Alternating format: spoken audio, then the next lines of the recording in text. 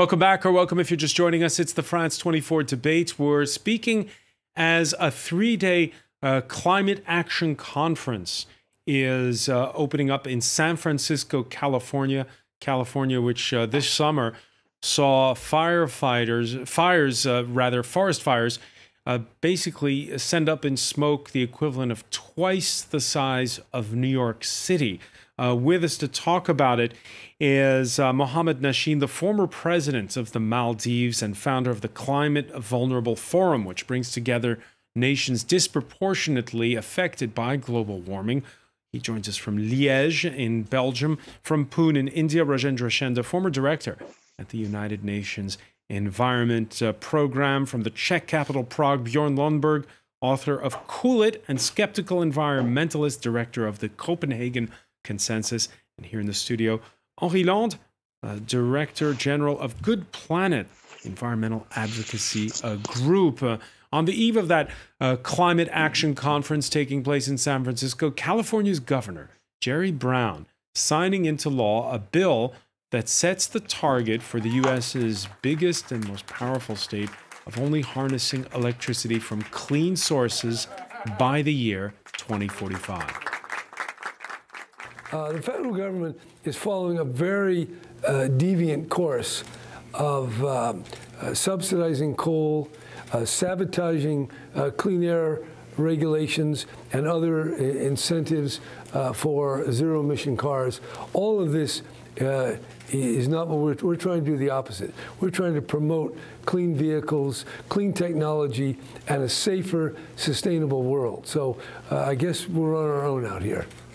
On our own out here, he says. Henri Land, first of all, your thoughts about that announcement, because 2045, well, if you're a politician, right, that's fair enough. That's far enough in the future so that you probably won't be around to be for that year for the implementation to happen on your own watch. Is that a courageous step, though, taken by the governor of California to announce that? The energy transition from fossil fuels to renewable energy and more energy efficiency does take time. I think 2045 is a bit long. However, the fifth economic power in the world, which is the state of California, has a lot riding on its energy system. It has a lot riding also on adapting to climate change as well. And so it's not dealing with a set of easy challenges right now. I do hope and do think that California, as it engages this transition from some fossil fuel and some nuclear to renewable energy and energy efficiency, and using nuclear as a transition energy, I do think that it will have positive retroactive effects, meaning that once you get into that curve, you get that investment going, you could see more exponential growth of green energy and of energy efficiency technologies and ways of life, meaning that we could actually go much faster. What he says about California being all alone, that's a little bit of a political statement, in my opinion, trying to reinforce that contrast with Donald Trump's position and saying, listen, the rest of the international community, you can count on California. California is now an interlocutor at the world stage, at the international stage, for negotiating and getting things done on climate change, which is very interesting. It also shows the decentralization of the United States, which in this case is a positive step for fighting climate change, because obviously the federal government is not putting forward very ambitious positions, to say the least. But I do think that it is true. It is stalling things a little bit, unfortunately, even for California, that the rest of the country won't be on board like it was 3 years ago. Rajendra Shende, your thoughts? Well, I think what California has been doing for the last few decades is exemplary. There is no doubt about it. I think California has done the maximum, probably the most in policy setting as well as the implementation of it than any other state in the United States or even any other country in the world. So to that extent, California stands out, no doubt about it. But I think you touched upon the time taken for doing something which is needed to be done to stop this catastrophe. And when you talk about 2045, I mean, we have been hearing a lot of things in California. We are talking about 100% renewable energy by 2040, then having electrical vehicles by 2030, and all those kind of things. I think there has to be a total review of pronouncement and the proclaiming and the actual situation on the ground. We really look at California as somebody or some state who can be example for all other countries, developed or developing countries. And I don't think California has come out like that. I don't want to underestimate their efforts, but I think we looked at California as somebody who will come out with a grand example of implementation. It looks like Jerry Brown is trying to fill in the gap which Trump has created, or the crack which have been formed, and trying to raise the ambition. But we don't know what extent it will go. There is one more point which I want to make before I close it, that there is a process through the Paris Climate Agreement. And now we have an initiative by Jerry Brown. I'm not saying that they are conflicting, but there has to be some kind of convergence. If you lag behind in implementing or operationalizing the Paris Climate Agreement and go ahead with the California's initiative, it may look like a two-way traffic or going in the same direction, but one is going slow and other is going fast, and that traffic is pretty small as compared to the global challenge that we face. Mohammed Nasheed, let me ask you, because we're getting conflicting word. It's not just about Donald Trump, this issue, and we're getting conflicting word here in Europe about how we're doing in meeting the pledges that were set out back in 2015 at the Paris Climate Change Summit. Some reports say that Germany's on target. Some say they're ahead. Some say they're behind Germany, which is the #1 economy in Europe. Here in France, a report came out a week ago saying that the French are not keeping up with their pledges when it comes to carbon reduction. What are you seeing? Well, I have always had the view that climate change should not be only an ethical issue. It must be an economic. It must be economically viable, or rather, renewable energy must be economically viable and financially feasible. When we were in government in 2009, we announced the Maldives to become carbon neutral by 2020. Then most people thought I was mad. They never believed we could produce electricity from renewables cheaper than we were generating it with diesel and coal. But 9 years later, what a difference that 9 years has made. Solar and battery hybrid systems now will produce electricity cheaper than diesel on every inhabited island in the Maldives. There is a low-carbon development strategy. Renewables are far cheaper and far economically more viable. If batteries follow solar panels and fall in price, then distributed energy systems could be transformative. This will have a huge relevance, especially for developing countries that don't have big electricity grids. We probably wouldn't bother building big electricity grids. Has Germany, France, and other developed countries reached their ambitions, reached their targets? Now, I have again on this thought that this should not be an argument between developed and developing countries. Developing countries cannot be saying that the West had emitted carbon for the last 500 years, and therefore we now should have a right to do the same. It's like saying that the West has driven us to the cliff, and then the developing countries, now emerging economies, should have the right to push us off the cliff. This is madness. There is a low-carbon development strategy, and we must be exploring that strategy. You can have economic growth, you can have high employment, low inflation, and so on and so forth, through other development patterns and paths. Renewable energy being one of the most important, and California, of course, is showing that.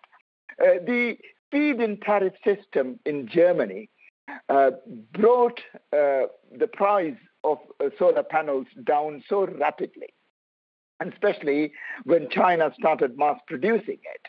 Now, in any given situation, solar is actually cheaper than diesel.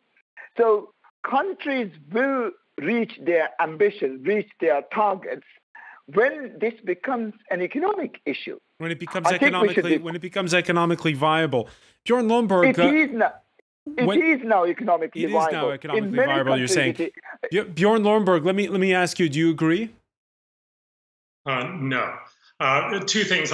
Because we had the conversation before, we should use the UN climate panel, because we were talking about whether hurricanes are increasing, and we absolutely all agree we should use the IPCC. I just spent the time to get the quote from the UN climate panel. About this. No, I sorry. really think that is nuisance. Listen, let me just finish. This is the quote from the UN climate panel. About the facts. Current data sets indicate no significant observed trends in global tropical cyclone frequency over the past century. So let's just set that aside and just remind ourselves that right now we're not actually seeing an increase. We probably will. This is an absolutely useless input in this debate. I just have to say, this is just utterly useless. Gentlemen, let's talk about the economics. Let's talk about. I really do not want to be arguing with my 4-year-old child. Yeah, let's move it on. We had this discussion in part one. Bjorn, the question is, what do we do going forward? We are arguing on this useless. The cost is actually higher. That's why we still have to subsidize solar and wind globally. It's probably true in the Maldives because it's very expensive to get diesel to these islands. But you are subsidizing fossil fuel far more than anything. Fundamentally, it is very costly, which is why we're spending about $140 billion in subsidies to solar and wind. And the the International Energy Agency, do you know the amount of subsidies on fossil fuel? How much you would have to pay after the one at a time. First Bjorn Lomborg and then Mohammed Nasheed, or else we won't be able to. The viewers can't be able to hear. I honestly don't think the viewers. I promise you, Mohammed, you'll have your chance. First Bjorn.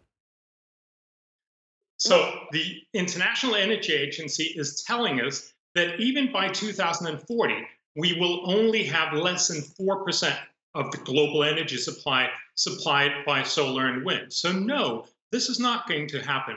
When we have all these magnificent promises, let's just remember we've had lots of promises before, both from states and from non-state actors. There's a famous study that showed back in Johannesburg in 2002, there were more than 300 promises by non-state actors saying, we are going to cut our carbon emissions. 10 years later, when you reviewed them, it turned out 65% of these promises had not even begun to be operationalized.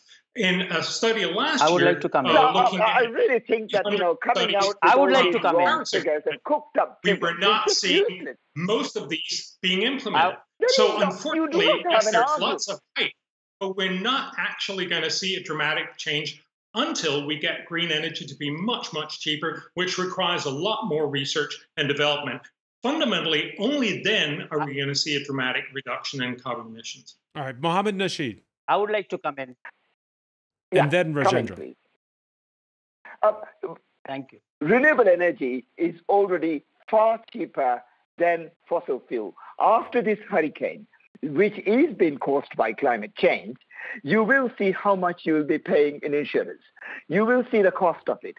You will have to add that into your fossil fuel price. And even without that, I agree. We should have a carbon tax. Even without that, in any given situation now, it's 14 cents to produce an electricity unit through renewables, while it is 27 cents to produce it through diesel.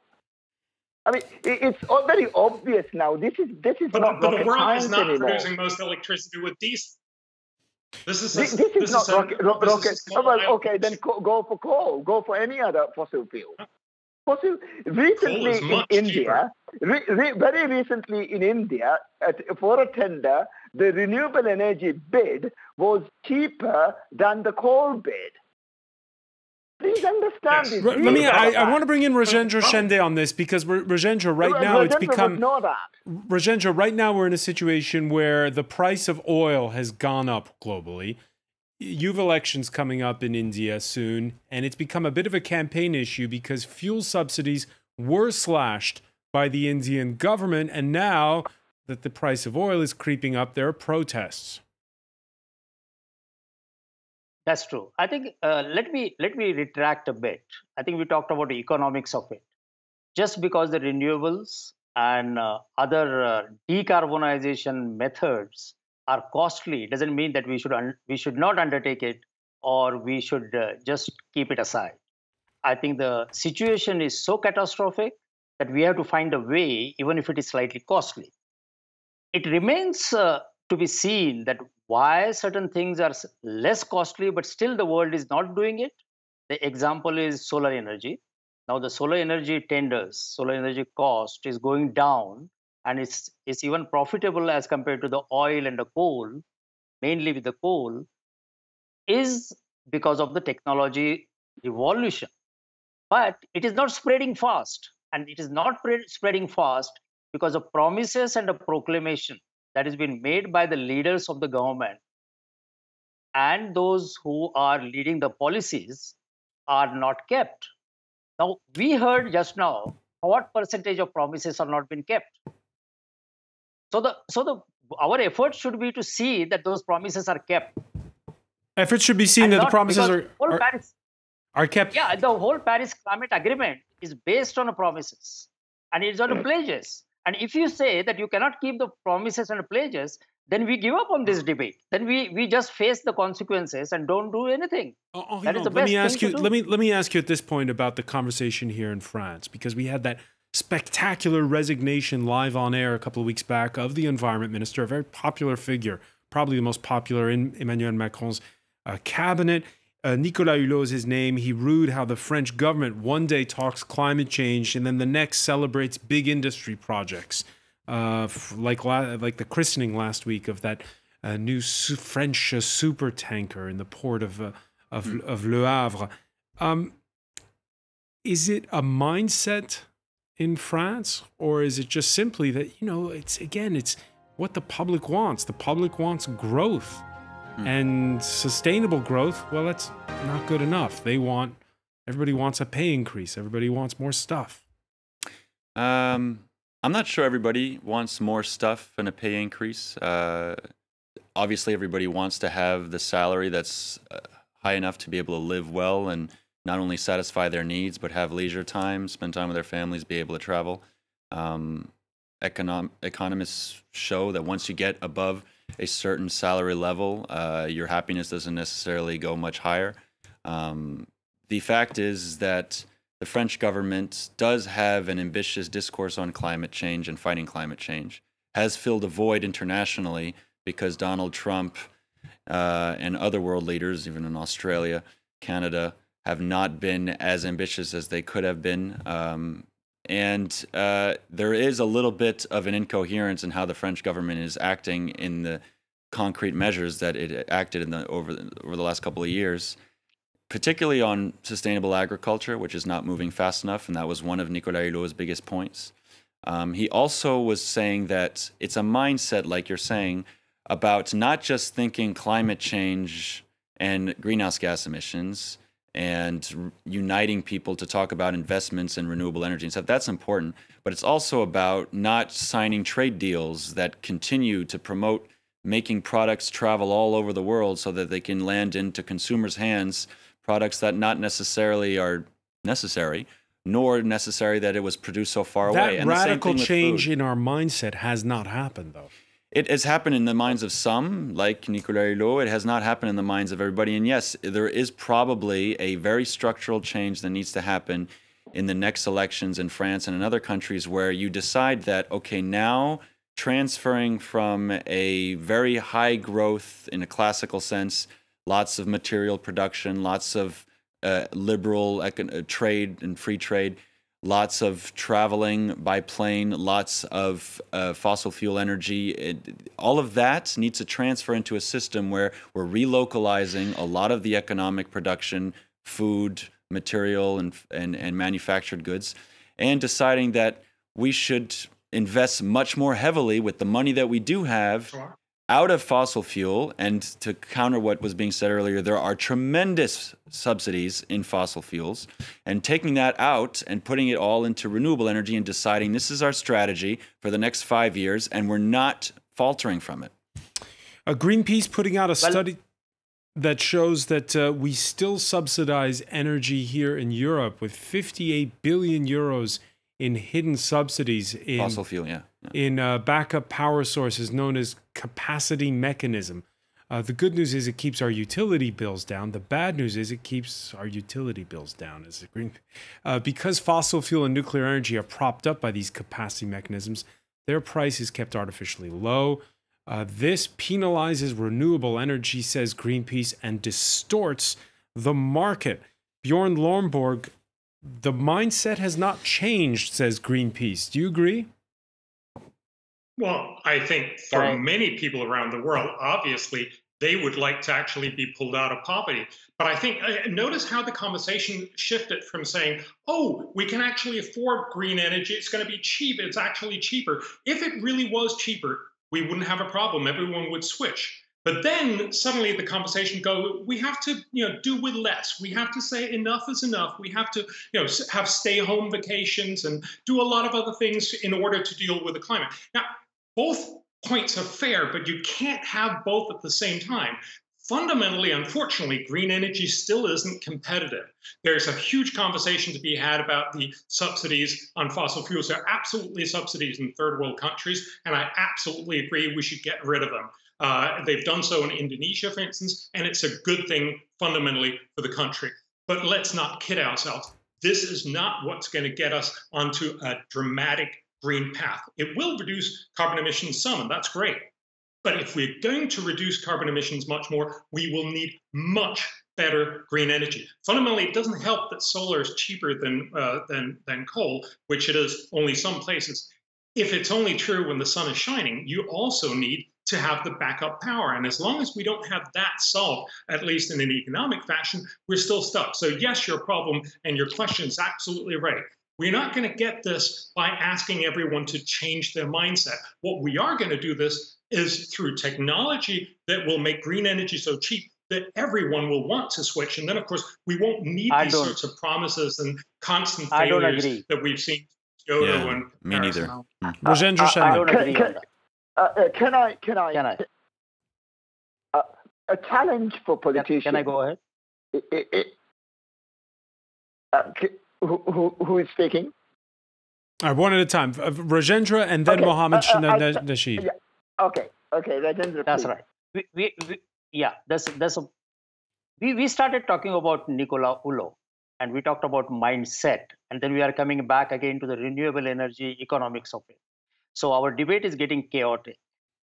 I would like to say something that Nicola Hulot's exit from the government has been blow not only to the French government, but for the whole climate change debate.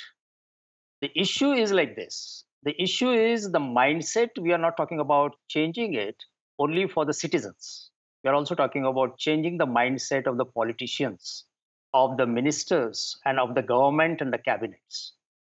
I think when the Nicola Hulot came into the government, his mindset was an activist. Now, knowing that he is in a government, he should have said that now his mindset should be to get everybody along and try to see what are the basic problems in it. Now, for example, one of the basic problems is that the fossil fuel industry is still subsidized. About 100 billion direct subsidies are given by the developed country for the fossil industry. And that makes the solar uneconomical, even if technology-wise and commercial-wise. I'm going to interrupt you because we're almost out of time, and I want to get Mohammed Nasheed's word on this. Is it better to be and your thoughts on the how politically you should go about things? Do you agree with Rajendra that minister was wrong to slam the door of the government? Well, a challenge for politicians is to find a way to deal with the growing threat from climate change, while also, I think, revitalizing our economies and ensuring that our politics doesn't become extremist. See, we need to fix our climate, our economics, and our politics. I think the key question that will dominate the next few decades is, can we find a way to slash greenhouse gas emissions, adapt to higher temperatures, while also generating inclusive economic growth? There are, many, many powerful trends that we can predict. That's the economic argument that we have gone into. So I think what the French minister had done or not done, this would be a continuous issue coming into politics from now on. We should be looking at a low-carbon development strategy that would have the same economic outcomes of high growth, high wages, and so on, but through different paths and different paths. Different paths. Aim high is what you're saying. Mohamed Nasheed, I want to thank you so much for joining us from Liège in Belgium. I want to thank Rajendra Shende for being with us in Pune in India. Bjorn Lomborg in Prague. Henri Lond here in the studio. Thank you for being with us here in the France 24 debate.